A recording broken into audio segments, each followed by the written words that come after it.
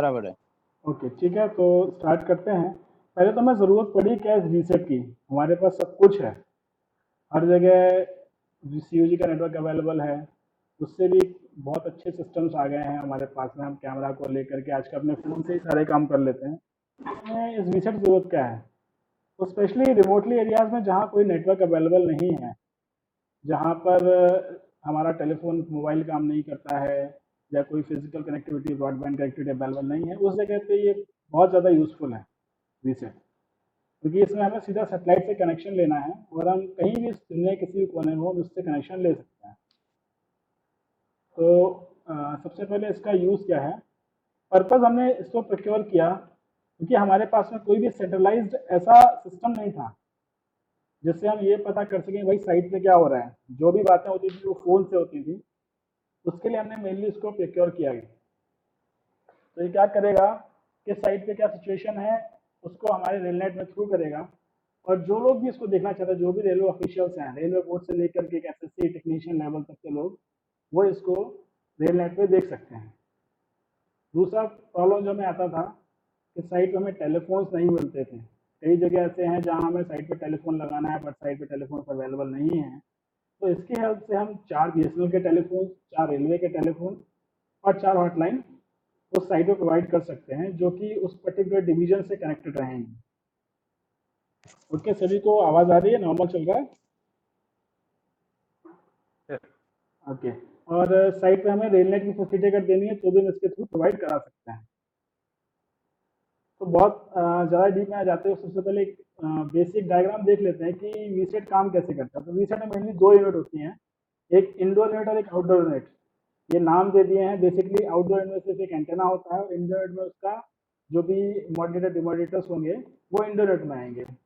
हमारे VSAT case में जो आउटडोर यूनिट है उसमें हमारा एंटेना है जो कि नॉर्थ एक कंपनी है उसने प्रोवाइड किया है, और जो इंडोर यूनिट है उसमें मल्टीपल यूनिट्स आती हैं।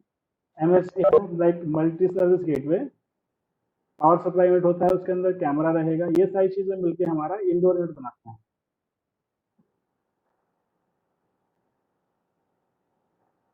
चलिए अब इसके इक्विपमेंट्स के बारे में पहले बात करते हैं, कौन कौन से इसके पार्ट्स हैं। तो वीसेट सबसे पहला पार्ट जो है वो वीसेट का एंटेना है जो ट्रांसमिटिंग के काम आएगा।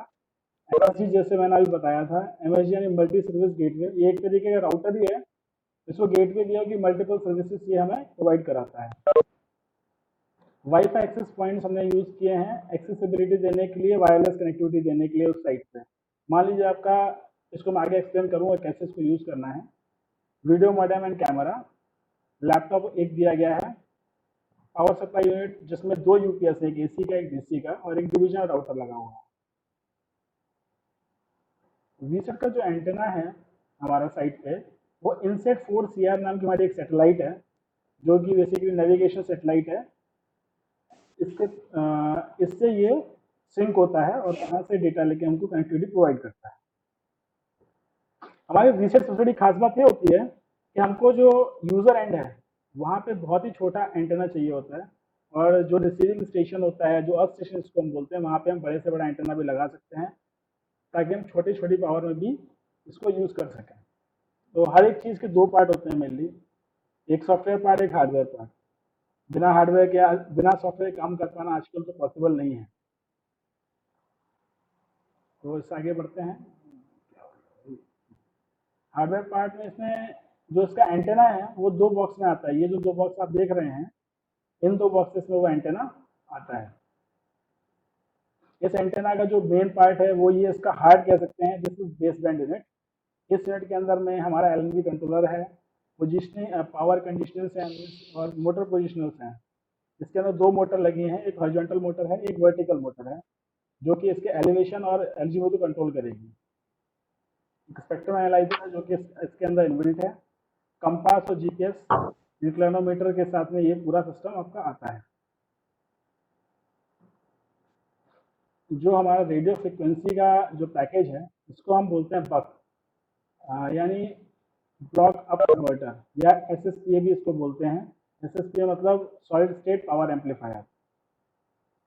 ये रिफ्लेक्टर जो एंटेना का हम लोग छवि देखते हैं वो रिफ्लेक्टर, कार्बन कार्बन रिफ्लेक्टर इसको हम बोलते हैं। इसे 6 पार्ट में बनाया गया है ताकि इसको इजी पैकिंग कर सके हम लोग। ये इसका LNB के साथ में बॉम्ब बूम आर्म दिया गया है जो उसको कनेक्ट करने के लिए काम आएगा। तो आगे देखेंगे हम कैसे करना है। ये 4 लेग्स हमें दी गई हैं ताकि हम बेस यूनिट को जमीन से थोड़ा सा हाइट पे रखें, इन केस कहीं बारिश होती है या रनिंग वाटर हमें सप्लाई करना पड़े तो भी ये पानी से खराब नहीं हो, इसलिए हमने ये लेग्स का यूज किया। ये प्लीज अपना म्यूट कर देंगे, इसका आवाज आ रहा है। ये डिस्प्ले हमें कंट्रोलिंग के लिए दिया हुआ है, एंटेना कंट्रोलिंग के लिए हमें एक कंप्यूटर जैसा डिस्प्ले दिया है, टच स्क्रीन कंप्यूटर है एक तरीके से। ये सॉफ्टवेयर पे हम बाद में आएंगे। इसका एक सॉफ्टवेयर है जिसका नाम है लिंक कंट्रोल। ओके, अब एंटेना को हमें डिप्लॉय कैसे करना है उसका एक प्रोसेस मैंने यहाँ बताया हुआ है। ये जो बेस यूनिट है इसके साथ में 4 लेग्स अटैच होती हैं जिनको हम स्लाइड इस तरीके से स्लाइड करते हुए बाहर से अंदर को स्लाइड करते हैं। और यहाँ पे एक स्क्रू देख रहे हैं आप, ये जैसे एक ये स्क्रू है, इस स्क्रू को पुश करेंगे और प्रेस कर देंगे और इसको स्क्रू टाइट कर देंगे। ये हमारा लगाने का तरीका है। कई बार हम लोग क्या करते हैं जल्दी जल्दी में इसको घुसा दिया उल्टा सीधा, तो ऐसा ना करें। ये इसके जो थ्रेड्स हैं या जो इसका ग्रुप बना हुआ है वो उसको डैमेज कर सकता है। इसके बाद में हमें बक को माउंट करना होता है इसके ऊपर। ये बक में देखें तो 1 2 3 और ये 4 स्क्रू दिए हुए हैं और इसके साथ में नहीं दिखाई दे रहा है, ये 4 स्क्रू हम यहाँ पे फिट कर देते हैं। इसके बाद हमारा काम आता है एलिवेशन मोटर लगाने का। मैं इसको काफ़ी तेज़ी से चल रहा हूँ, किसी को कोई प्रॉब्लम हो तो बता दीजिएगा या कुछ समझ में नहीं आ रहा हो तो। संजय जी,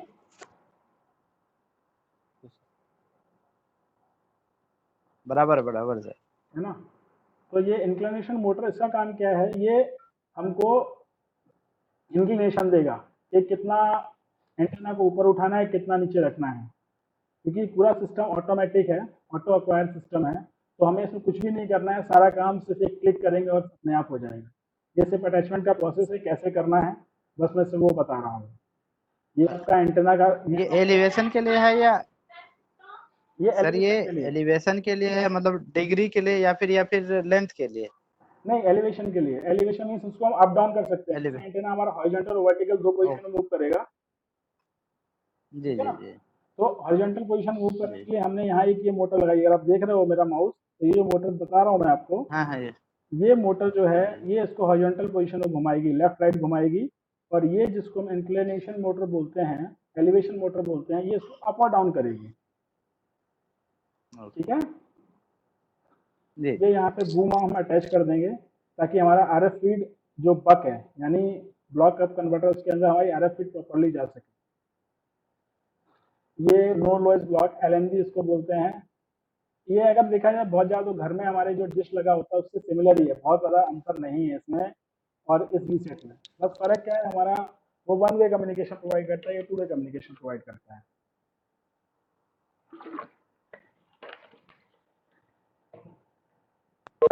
इतना करने के बाद किसी को कोई डाउट है अभी तक, कुछ समझ में ना आ रहा हो या कुछ ऐसा जो मैं गलत बोल गया हूँ, कोई सुधार भी सकता है। देवेंद्र जी। नहीं नहीं सर, सही है, बढ़िया। ओके, तो ये जो हमारा रिफ्लेक्टर है वो 6 पीसेस में आता है और जो इसका 1 नंबर का पीस है, इस 1 नंबर के पीस के पीछे बाकी 5 को कैसे कनेक्ट करना है, यहाँ इसका डायग्राम रहता है। ठीक है ना। ये इसके पीछे से डायग्राम निकाला है हमने। तो ये 1 नंबर को सबसे पहले माउंट करेंगे, फिर 2 और 3 माउंट करेंगे, फिर 4 के साथ 5 और 6 माउंट करेंगे, उसके बाद ये तीनों उठा के इसके ऊपर रख देंगे। ठीक है ना। तो कई टेक्नीशियंस ठीक है जो सर। हमारे इंस्टॉलेशन करते हैं वो क्या करते हैं, जल्दी जल्दी में 2 के ऊपर रख दिया, फिर 6 रख दिया, फिर 4 फंसाना पड़ता है। तो इस प्रोसेस को जरूर फॉलो करें, आपका टाइम भी बचेगा और जो भी इसमें डैमेज चांसेस है वो भी नहीं होंगे। केबल कनेक्टिविटी में सबसे अच्छी बात इस रीसेट की जो है वो मुझे ये लगी कि आप गलत कनेक्शन नहीं कर सकते। आप चाहें भी तो भी गलत कनेक्शन नहीं कर सकते। इसका हर एक कनेक्टर इस तरीके से डिज़ाइन है कि वो अपने ही ग्रुप में लगेगा, अपने ही कनेक्टर में जाके लगेगा, किसी दूसरे आप उसको फिट नहीं कर सकते हैं। और हर एक कनेक्टर के साथ में उसकी कलर कोडिंग दी हुई है। जैसे ये ग्रीन कलर कोडिंग है तो यहाँ पे एक ग्रीन कलर का छल्ला लगा होगा। अभी आगे हम दिखाएंगे इस चीज़ को। जैसे ये ग्रीन है, यहाँ भी है, ये हमारे LNV की फीड है, एक ट्रांस रिसीव है, ये रिसीव का केबल है, और ये रेड वाला जो है ये ट्रांस का केबल है। अब पावर कनेक्शन की बात करते हैं तो ये एंटेना में हमारे दो पावर कनेक्शन है, एक AC का है, ये DC का है। तो सर नीचे वाला AC का है, ऊपर वाला DC का है। ठीक है, दिख रहा है सभी को?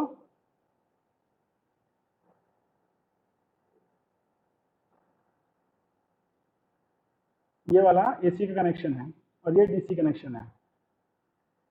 बट देवेंद्र जी, एक बात बाकी लोग भी हैं जो ध्यान रखिएगा इस चीज़ को, कि जब भी हम कभी इसको DC सप्लाई देते हैं, जो DC का UPS है उससे कनेक्ट करते हैं, उस टाइम पे AC का मेंस बंद रखें।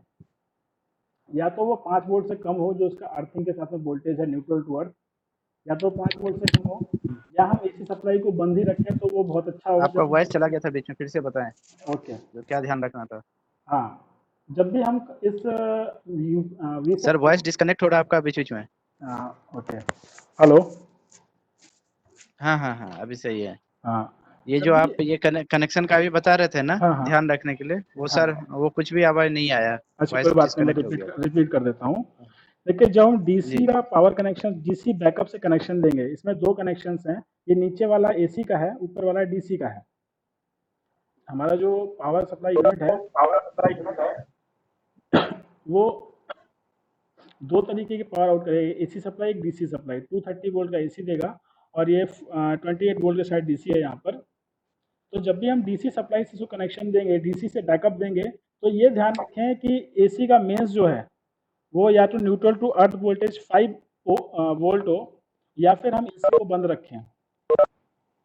नहीं तो क्या हो, कभी कभी सर्ज आएगा और हमारा ये पूरा सिस्टम डैमेज होने के चांसेस रहते हैं। ठीक है संजय जी? ठीक है सर, वॉइस फिर बीच में डिस्कनेक्ट हो गया। पहले AC का तो आपने बताया, उसके बाद फिर DC जब बताने लगे ना, हाँ, AC का कनेक्शन 230 वोल्ट AC है, ठीक है। ओके, DC का उसके बाद जो आप DC DC का, का हाँ, DC का 28 वोल्ट का DC को यहाँ बैटरी है, ठीक है। जी अभी इसमें क्या होगा, जब हम इसको बैकअप देते हैं, कभी भी साइट पे ले जाते हैं, तो हमारा नॉर्मली आदत होता है कि भाई यस AC सप्लाई अवेलेबल है। जी, आवाज़ नहीं आ रही क्या? हाँ आ रही है, अभी आ रही है। हाँ ठीक है। तो जो हम लोग क्या करते हैं, भाई AC सप्लाई अवेलेबल है तो AC लगा देते हैं और दोनों बैकअप एक साथ जोड़ देते हैं। उस कंडीशन में क्या होता है, अगर neutral to earth voltage 5 volt से ज़्यादा है तो कभी सर्ज आएगा। जैसे जनरेटर हमने बंद किया तो क्या होता है, सर्ज आता है एकदम से, उस केस में हमारा ये डैमेज होने के चांसेस बहुत ज़्यादा हैं। इसलिए हम अवॉइड करते हैं कि हम DC को कनेक्शन तभी दें जब हमारे पास AC सप्लाई अवेलेबल ना हो। मीन्स क्या करते हैं हम, अभी मैं इसको आगे और अच्छे से एक्सप्लेन करूँगा, ये एक इम्पॉर्टेंट पॉइंट है।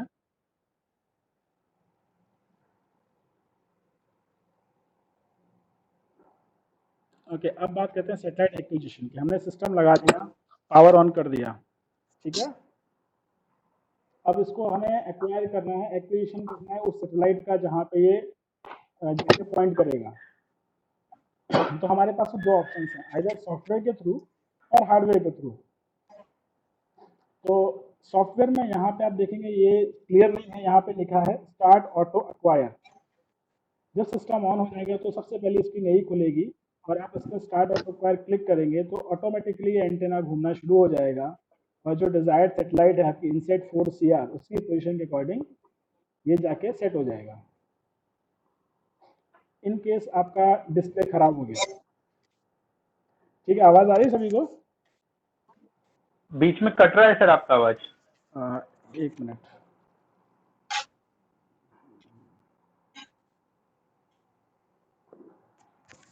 हेलो। हाँ सर ऑडिबल है। अभी सही है ना? हाँ ऑडिबल है। ओके, तो जब भी हम हमारा मान लीजिए सॉफ्टवेयर खराब हो गया है, इसकी टच स्क्रीन काम नहीं कर रही है, डिस्प्ले टच स्क्रीन डिस्प्ले है, अगर ये काम नहीं कर रही है तो हमारे पास यहाँ पे इसके बैक साइड में 3 बटन दिए हुए हैं। ये पावर ऑन बटन है, ये गो बटन है और ये स्टॉप STOW स्टॉप बटन है। तो सबसे पहले इसको पावर ऑन करेंगे तो ये जो बटन है, पावर ऑन करने के लिए हमें हार्डवेयर हमारे पास है, हमारे पास सॉफ्टवेयर कोई ऑप्शन नहीं है। तो इस ब्लैक बटन को 2 सेकंड 3 सेकंड दबा के रखेंगे उसके बाद छोड़ देंगे तो ये पावर ऑन आपका यूनिट पूरा हो जाएगा। उसके बाद में ये दोनों एलईडी जो है स्टेबल हो जाएंगी ऑन हो करके, ठीक है। और जब ये स्टेबल हो जाएं तो ये गो वाला बटन दबाना है और सिस्टम ऑटो क्वाइट स्टार्ट कर देगा। ये हम तभी यूज़ करें जब हमारा सॉफ्टवेयर काम ना करे तो ही अच्छा होगा, या हम सॉफ्टवेयर किस तरीके से यूज़ नहीं कर पा रहे हैं तो ही हम हार्डवेयर का इस्तेमाल करें। जब कभी भी सेंटेना को मैक्सिमम पावर मिलेगा तो ये इस तरीके का एक वीकन देगा। ये वीकन हमें मिलेगा 11.608 गीगाहर्ट्ज़ की फ्रीक्वेंसी पर।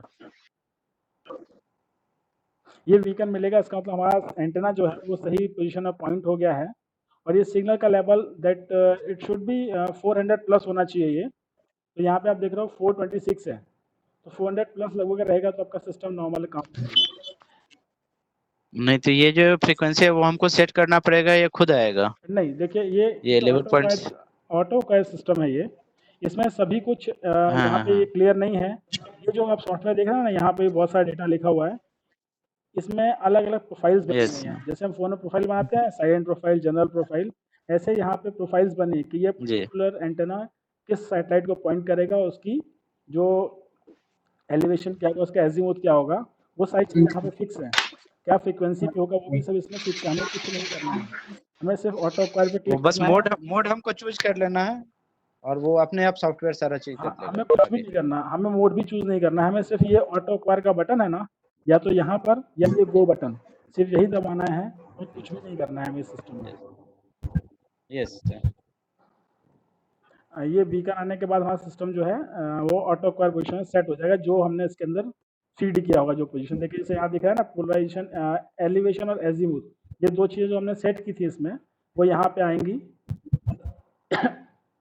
ये जब ये बीकन हमें मिलेगा, ये जो आप एक स्पाइक देख रहे हैं ना, ये हमें तभी मिलेगा जब हमारा एंटेना सही पोजीशन में पॉइंट हो जाएगा और हमें इसमें कुछ भी नहीं करना, ये ऑटोमेटिकली पॉइंट होता है। अब वो जो दो पीछे मैंने एलईडी की बात की थी ना अभी आपसे, कि एक गो का एलईडी है और एक स्टॉप का एलईडी है, तो उन दोनों एलईडीज को क्या क्या इंडिकेशंस हैं वो यहाँ पे बताए हैं। जब दोनों एलईडी रेड कलर की होंगी, स्टेबल होंगी, मतलब सिस्टम आपका स्टार्ट हो रहा है और आपको थोड़ा वेट करना है, या तो आइडल स्टेट में जाएगा या एरर स्टेट में जाएगा। जब आपका सिस्टम पूरी तरह से पावर ऑन हो जाएगा तो दोनों एलईडी स्टेबल रहेंगी, इसका मतलब आपका सिस्टम नॉर्मल है, कोई भी उसमें इशू नहीं है, आप इसको यूज कर सकते हैं, ये ऑटो क्वायर के लिए रेडी है।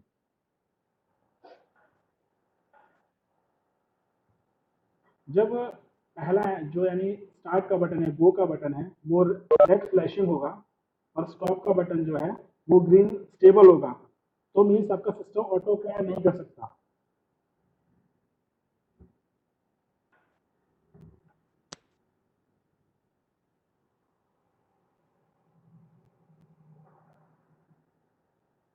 ये जैसे हम देखेंगे आइडियल पार्क कंडीशन है, system can park but can not auto acquire. जब ये कंडीशन आएगी यानी पहला जो रेड फ्लैशिंग होगा, सेकंड वाला ग्रीन स्टेबल होगा, तो सिस्टम ऑटो क्वायर नहीं कर सकता, वो केवल पार्किंग कंडीशन में जाएगा, मीन्स एंटेना की स्टार्टिंग पोजीशन में जाएगा, क्योंकि इसमें कुछ ना कुछ सिस्टम में ये प्रॉब्लम होगी, इसकी वजह से ये पैनल आपको शो करेगा। अगर दोनों फ्लैशिंग रेड है, मतलब आपके सिस्टम में कोई ना कोई सेटअप कनेक्शन में प्रॉब्लम है। अब एक बार सॉफ्टवेयर को फिर से चेक करिए, एक बार नॉर्मली रीसेट करने से ये एरर खत्म हो जाता है। जब हमारा गो वाला बटन, फर्स्ट बटन जो है फ्लैशिंग ग्रीन होगा और सेकंड में कोई भी इंडिकेशन नहीं होगा, इसका मतलब हमारा सिस्टम ऑटो एक्वायर पोजीशन में है, सिस्टम एक्वायर कर रहा है सेटेलाइट के लोकेशंस को। उसके बाद अगला जो हमारा इंडिकेशन है, वो जो गो वाली लाइट है वो ग्रीन हो जाती है और सेकेंड लाइट में कोई इंडिकेशन नहीं है, मीन्स हमारा एंटेना पॉइंट हो चुका है पर्टिकुलर सेटेलाइट के ऊपर जो हमने उसके अंदर फीड किया था। ठीक है सर? Yes sir. किसी को भी कोई प्रॉब्लम है तो सर प्लीज़ पूछ लीजिएगा, या कोई भी मैं ऐसा मिस कर रहा हूँ या सुनाई नहीं दे रहा तो प्लीज़ दोबारा से मुझे रिपीट करने के लिए बोल दीजिएगा। ठीक है, ऑटो क्वायर इस कंडीशन में पूरा हो चुका है और आपका सिस्टम ट्रांसमिशन के लिए रेडी है, या उसको आप पार्क भी कर सकते हैं। अब क्या होगा, इसके बाद हमने ऑटो क्वायर कर लिया, हमारा सिस्टम रेडी हो गया, हमारा काम खत्म हो गया। हमें इसको जब बंद करना है तो हम इसको या तो ये स्टॉप वाला बटन दबाएं या पार्क कनेक्शन सॉफ्टवेयर में है उससे पार्क करें। वाला बटन दबाएं या ये किसी का थ्रू आवाज़ रिपीट हो रहा है मेरा।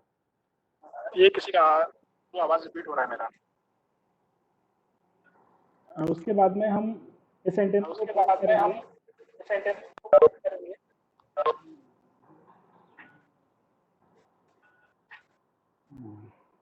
जब ये पार्किंग प्रोग्रेस में होगी उस टाइम में क्या कंडीशन होगी कि पहले वाले एलईडी में कोई भी इंडिकेशन नहीं होगा, सेकंड फ्लैशिंग ग्रीन होगी।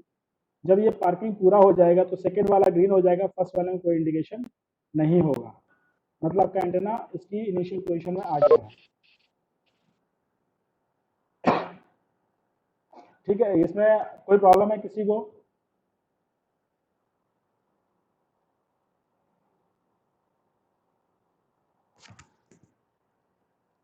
किसी को इशू है इसमें? उसमें जब आप बोले थे नहीं तो सर। फिर पावर और गो का बात कर रहे थे, यहाँ स्टॉक की भी बात हो रही है, मतलब ये स्टॉक नहीं, आपने पावर शायद ध्यान से नहीं देखा। जो पावर और गो हैं वो पावर ब्लैक कलर का बटन है। एक मिनट। हाँ अच्छा भाई, कहाँ पे है?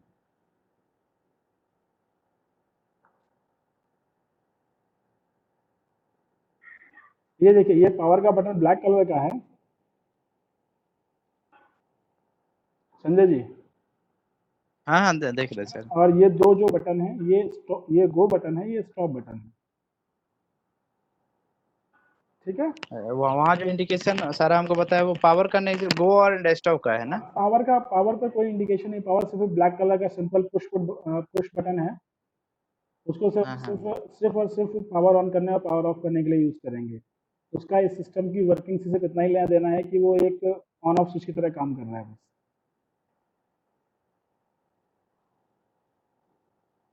आप जब शट डाउन करना है ठीक है तो सर। स्टॉप बटन को दबाएंगे और आपका सिस्टम पार्किंग स्टेज में आकर के इसकी इनिशियल स्टेज में है वो पहुंच जाएगा, ये स्टॉप बटन के थ्रू। ठीक है,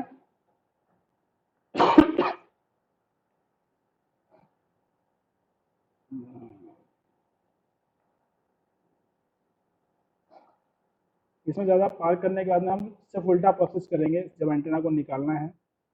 क्या है, अब देखिए जो चीज़ मैंने, हेलो, ठीक है, ये ना सर, ये वेबएक्स पे चल रहा है। वो जूम पे कुछ प्रॉब्लम आ रहा था तो बंद कर दिया।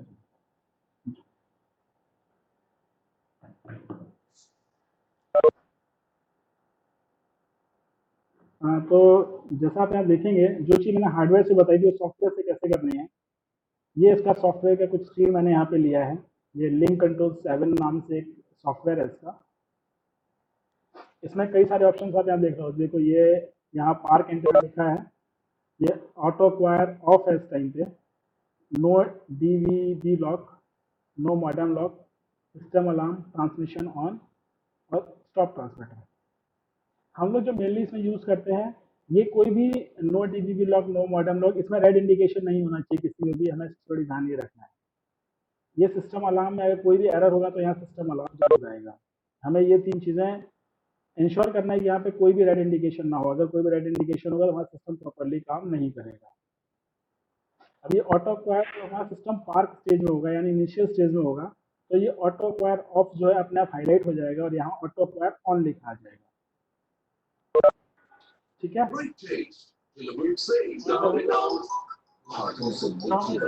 इस एंटेना को पार्क करना होगा या बंद करना होगा तो पार्क एंटेना यहाँ पे दबाएंगे, या जो वहाँ पे ऑप्शन था स्टॉप करने का उससे यूज करेंगे।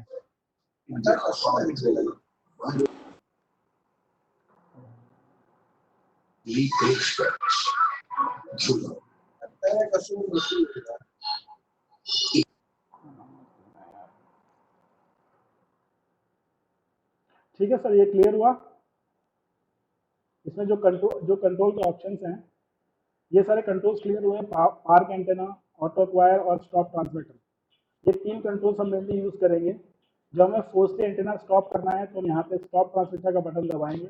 ये एंटेना अभी ट्रांसमीटर ऑन है, इसको बंद करने के लिए हम स्टॉप ट्रांसमीटर दबाएंगे और फिर एंटेना पार्क करेंगे।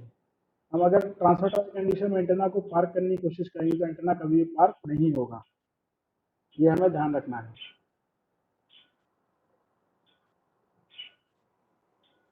और जब भी सिस्टम को बंद करते हैं तो इसको प्रॉपरली एग्जिट करें, जैसे हम यहाँ नीचे जा करके अपना पेन ड्राइव रिजेक्ट करते हैं उस तरीके से इसको भी हम यहाँ से बंद करें, उसके बाद सिस्टम को शट डाउन करें, ताकि इसमें कोई भी ऐसा जो हमने चेंजेस किए हों वो अनसेव ना रह जाए।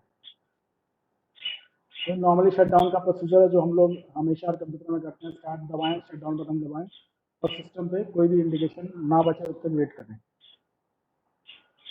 डिसमेंटलिंग करने का प्रोसीजर जस्ट उल्टा है।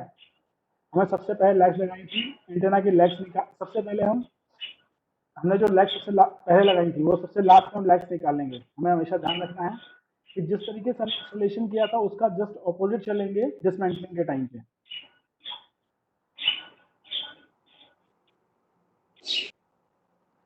ये जैसे जैसे हम यहाँ शुरू किए थे वैसे का उल्टा करते चले जाएंगे और इसको डिसमेंटल करते चले जाएंगे। ठीक है, एक बार फिर से समझाऊंगा किसी को ये इशू है इसका तो।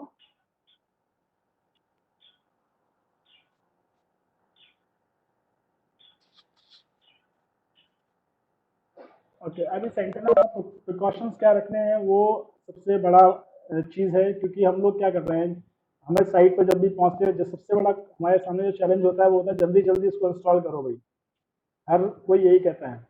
तो मेरा कहना ये है कि भाई जल्दी तो हमें करनी है, अच्छी बात है, जल्दी जल्दी करें उतना बढ़िया है, बट सेफ्टी और इक्विपमेंट की सेफ्टी भी ध्यान रखें, अपनी सेफ्टी के साथ साथ इक्विपमेंट की सेफ्टी भी ध्यान रखें।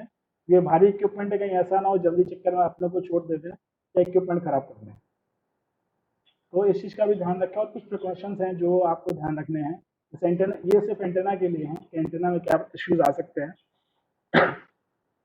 लाइक आपका RX और TX का कोड जो है वो 5 और 8 होना चाहिए, ये मैं आपको आगे अभी बताऊंगा कि 5 और 8 क्या है ये कोड्स। और ये जो रिसीव का कोड है ये हब पे डिपेंड करता है कि आपको लिंक देगा या नहीं देगा। अगर आपका RX कोड 5 ही नहीं आ रहा है तो आप किसी भी कंडीशन में ट्रांसमिटर कोड अचीव नहीं कर पाएंगे। और हमें एंटीना की कोई भी सेटिंग नहीं छेड़नी है, जैसा कि ये बिल्कुल कॉमन चीज़ है। इस एंटीना को हम लोग बारिश में लगा सकते हैं, बट हमें उस टाइम ध्यान का रखना है कि जब हमको इसको डिसमेंटल करें उसको प्रॉपरली इसका सारा पानी सूखा जाए, नहीं तो क्या होगा, रस्टिंग हो जाएगी या कोई भी कनेक्टर हो सकता है उस टाइम पे बाद में, रस्टिंग के बाद कनेक्टर के जो पिन्स हैं वो ख़राब भी हो सकते हैं। इस चीज़ का हमें बहुत ध्यान रखना है कि बारिश के बाद में, स्पेशली बारिश का, इसको सुखाना जरूर है। और कोई भी कनेक्टर की पिन्स को शॉर्ट ना करें, ये जो कॉमन एरर है। मैं एक बार दिल्ली का अपना खुद का एक्सपीरियंस बताता हूँ। मैं था और एक ये रोड से रीसेट आया था वहाँ पर रिपेयरिंग के लिए, तो उन्होंने क्या किया था कि गलती से उनके बैटरी के जो है पिन शॉर्ट हो गए थे। तो बैटरी के पिन शॉर्ट होने से क्या हुआ, उनका जो पूरा का पूरा सिस्टम बैटरी थी वो पूरी खराब हो चुकी थी। हम लोग ये कोशिश, अक्सर ये गलतियाँ करते हैं। तो सबसे बड़ी गलती हम लोग क्या करते हैं कि पहले हम कनेक्शन जो बैटरी में देते हैं, फिर बाद में हम जा करके PSU में या UPS में कनेक्शन देते हैं। तो ऐसा बिल्कुल ना करें। सबसे पहले ये ध्यान रखें कि पहले आप UPS में कनेक्शन या PSU में कनेक्शन करें, उसके बाद ही बैटरी सप्लाई सबसे लास्ट में जब आपका पूरा कनेक्शन पूरा हो जाए। ठीक है सर।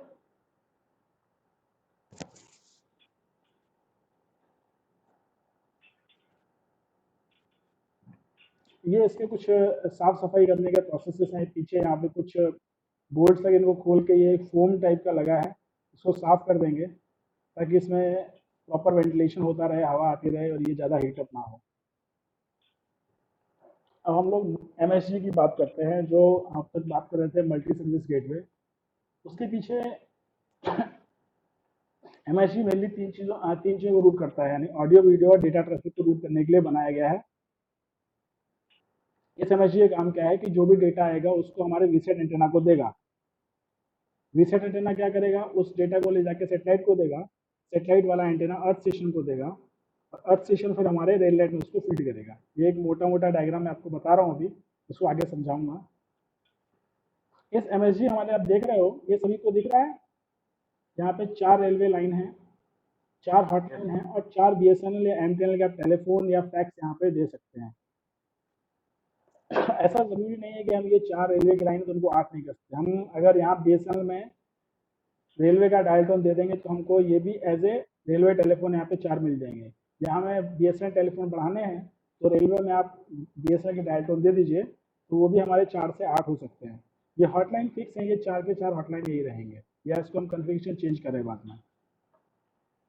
यहाँ पे जो पोर्ट्स है उनका एक कन्फिगरेशन बताया था। एमएसजी वैन एंटेना हमारा जो यूज होता है, ये सारे के सारे RJ45 पोर्ट्स हैं, इथरनेट पोर्ट हैं।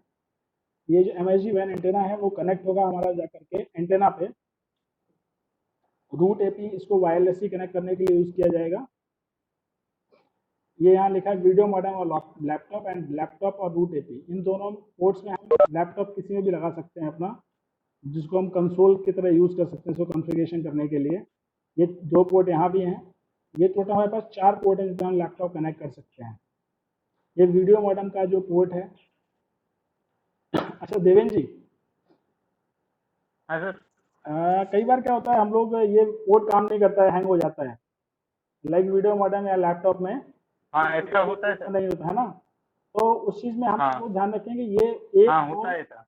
1 2 3 जो पोर्ट है ना, ये लैपटॉप का पोर्ट, वीडियो मॉडेम, ये जो 2 लैपटॉप और एक वीडियो मॉडेम लिखा है ना, इन तीनों में से किसी भी पोर्ट पे आप लगाएंगे ना लैपटॉप हाँ वीडियो मॉडेम, तो ये आपका चलेगा। ऐसा नहीं कि वीडियो हाँ मॉडेम सिर्फ इसी पोर्ट पे लगाना है तो चलेगा। भले ही उन्होंने डेडिकेट किया है बट आप किसी भी पोर्ट पे लगा अच्छा सकते हैं इसको, इन तीनों में से। ठीक है सर।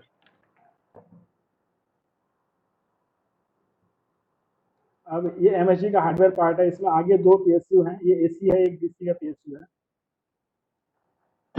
230 वोल्ट का एसी है, 24 वोल्ट का डीसी है। ये सारा का सारा जो आएगा वो पावर सप्लाई यूनिट जो है उसको अभी आगे मेंशन करेंगे, उसमें से ये 2 कनेक्शन यहाँ पे आएंगे। अभी जैसा होता है 4 लाइन है तीनों की, रेलवे की, बीएसएनएल की और हॉटलाइन की। वैन वैन पोर्ट दिया हुआ है इंटरनेट एक्सेस करने के लिए हमको, और एक पोर्ट बीएसएनएल के सॉरी वीसेट कनेक्शन के लिए दिया है।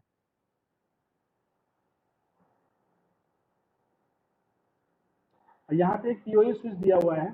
पीओई स्विच को हम लोग यूज कर रहे हैं जब वायरलेस कनेक्टिविटी हम इंस्टॉल कभी इस्टेब्लिश करेंगे, उस टाइम पे हम इस पीओई स्विच को यूज करते हैं। हाँ सर, यहाँ पर जिन लोगों ने वीसेट यूज किया है तो क्या किसी ने भी वाईफाई वाला टेस्ट किया है? नहीं सर, हमने नहीं किया अभी तक।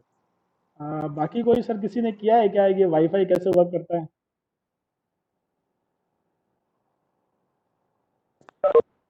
हेलो। ओके चलिए आगे बढ़ते हैं, शायद कोई भी नहीं है। शायद किसी ने नहीं किया होगा, तो एक ओवरव्यू जैसा दे देना इनको ताकि पता सर चले। मैं आगे बताता हूँ, मैंने एक बार इसको टेस्ट किया था, थोड़ा मैं आगे बताऊंगा अभी इसको आगे कैसे करते हैं और क्या इश्यूज आते हैं वो भी बताऊंगा। अभी देखिए ये 3 है, एपी पावर है, फॉल्ट है और एसी पावर है। ये नॉर्मली 3 इंडिकेशंस हैं। अगर एसी पावर आपकी आ रही है तो ये चलेगा, एपी है कनेक्टेड है तो ये एपी पावर दिखाई देगा, और ये फॉल्टी है तो यहाँ फॉल्ट वाला इंडिकेशन अपना ग्लो होगा।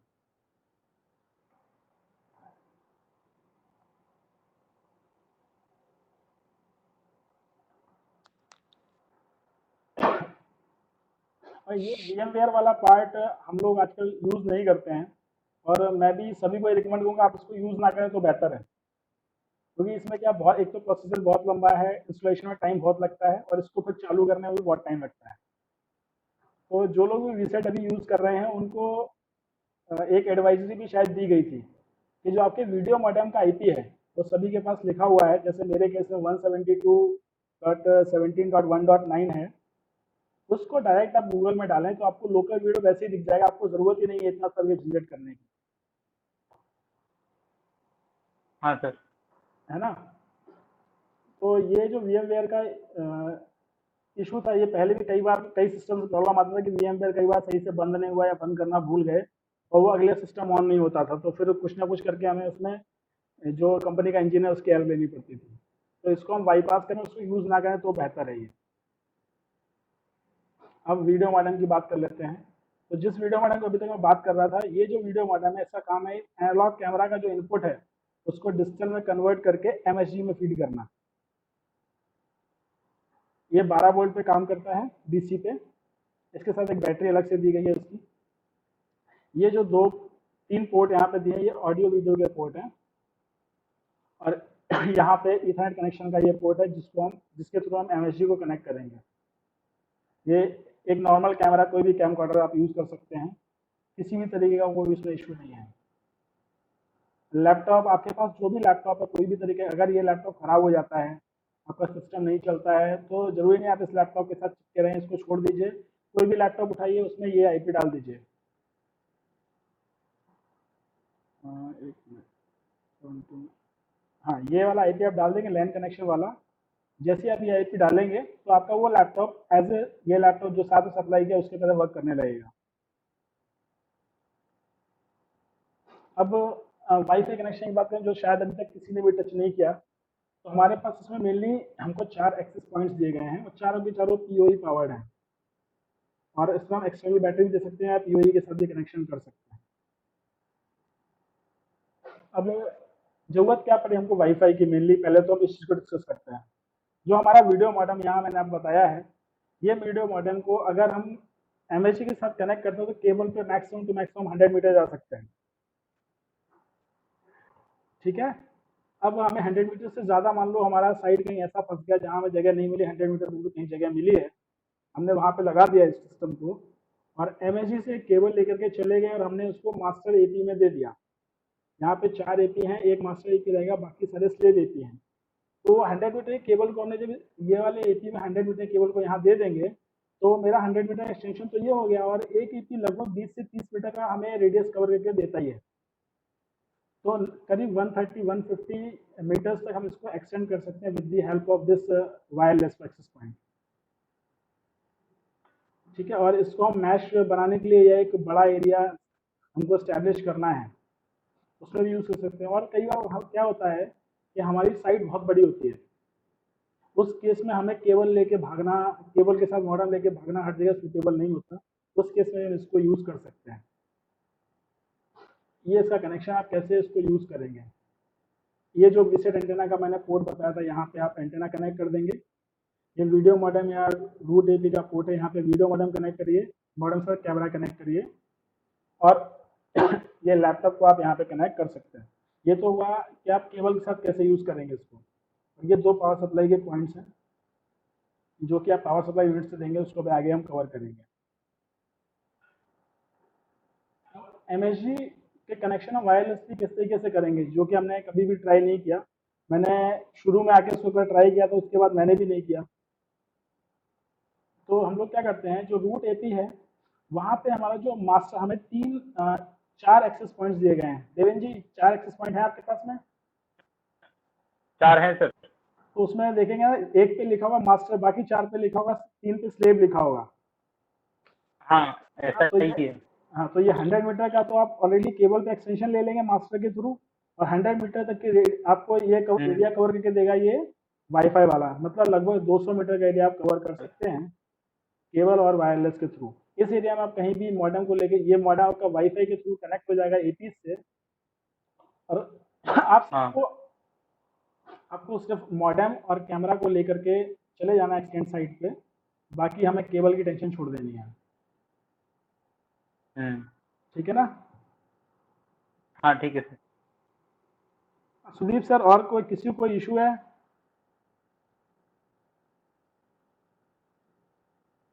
ये ऑटोमेटिक कनेक्ट हो जाएगा क्या सर वीडियो मॉडेम से एक्सेस पॉइंट? हाँ बिल्कुल ऑटोमेटिक कनेक्ट होगा, हमें कुछ करना नहीं है, वो ऑटोमेटिकली कॉन्फ़िगर्ड है। आपका जो वीडियो मॉडेम है, अगर किसी ने वीडियो मॉडेम खोल के देखा हो तो उसके अंदर 2 कार्ड हैं। एक वाईफाई का कार्ड है जो हमारे लैपटॉप में नॉर्मली यूज होता है या कहीं भी होता है, एक वाईफाई कार्ड है, और एक ईथरनेट कार्ड है जो लैन कार्ड जिसको हम बोलते हैं। तो इसके अंदर दोनों कार्ड है, दोनों को उन्होंने एक के साथ लूप किया हुआ है। मीन्स जो हमारा इनपुट है वो, सॉरी, लैन का इनपुट ईथरनेट कार्ड में गया है, और ईथरनेट का आउटपुट निकाल के उन्होंने वाईफाई कार्ड में दिया, और वाईफाई कार्ड का जो आउटपुट फाइनल आया वो उन्होंने आपके MSG को दे दिया है। इस तरीके से उन्होंने इसकी कुछ वायरिंग किया हुआ है, ठीक है देवेंद्र जी, आगे चलें। हाँ ठीक है सर। वीडियो मॉडेम को हम मेश एपी से भी कनेक्ट कर सकते हैं सर। सर मैश एपी का मतलब सिर्फ ये है कि आप उसको चार को एक मिनट, ये जो चार आपको दिख रहे हैं सर, 1 2 3 4, ये जो मैश एपी लिखा है इसको हमने सिर्फ मैश बनाने के लिए यूज किया है। नॉर्मल एपी है ये, एक को मास्टर बनाया है इसको, और ये दो जो तीन बाकी हैं ये स्लेव हैं। मतलब ये चारों एक ही जगह पर आएंगे? नहीं सर, चारों एक जगह पर नहीं रहेंगे, ये मास्टर है, इससे हम 100 मीटर का रेडियस कवर कर सकते हैं लगभग। तो ये वीडियो मॉडेम को हम मेश एपी से भी कनेक्ट कर सकते हैं? हाँ बिल्कुल सर, बिल्कुल। ये वायरलेस कनेक्शन सर दिख रहा है ना, ये जो वायरलेस कनेक्शन है वो इसके साथ भी हो सकता है, इसके साथ भी हो सकता है, और इसके साथ भी हो सकता है, किसी के भी साथ वो कनेक्ट हो सकता है, जो भी उसको सिग्नल स्ट्रॉन्गेस्ट देगा उसके थ्रू वो कनेक्ट हो जाएगा। मतलब ये तीनों मेश एपी है वो रूट एपी से 100 मीटर दूर होनी चाहिए, not mesh AP to mesh AP. Sir ऐसा नहीं है 100 मीटर दूर होने चाहिए, ये टोटल 100 मीटर का एरिया लिया है। नॉर्मली जो हम यूज मतलब मैक्सिमम? हाँ मैक्सिमम सर, एक्चुअली में क्या है, जो नॉर्मली हम एपी यूज करते हैं उसकी जो रेडियस है वो 20 से 30 मीटर की डिस्टेंस को कवर करता है, 60 मीटर का एरिया मैक्सिमम कवर करता है वो। तो हम अगर इस तरीके से मैश लगाएंगे तो यहाँ से इस वाले एपी से 30 मीटर इसका कवर करेगा, और 30 मीटर मास्टर कवर करेगा, मीन 60 मीटर से लगभग कवर कर लेगा, और ऐसे 60 मीटर के आसपास ये दोनों कवर करेंगे, तो टोटल 120 मीटर का यहाँ से लेके यहाँ तक का एरिया हम वाईफाई के थ्रू कवर कर सकते हैं। ठीक है वोट सर।